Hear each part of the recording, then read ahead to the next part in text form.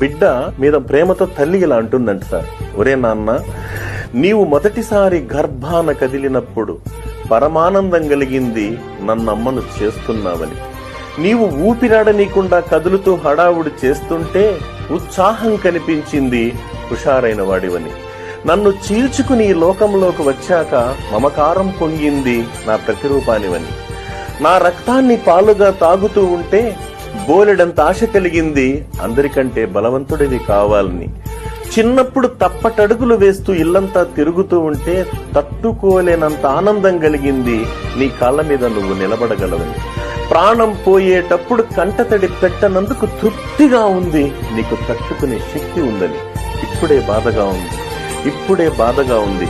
అందరూ నేను చనిపోయానని ఏడుస్తూ ఉంటే నన్ను కాల్చేటప్పుడు నీ చెయ్యి కాలుతుందేమని. అది సార్ తల్లి ప్రేమ అంటే. బిడ్డ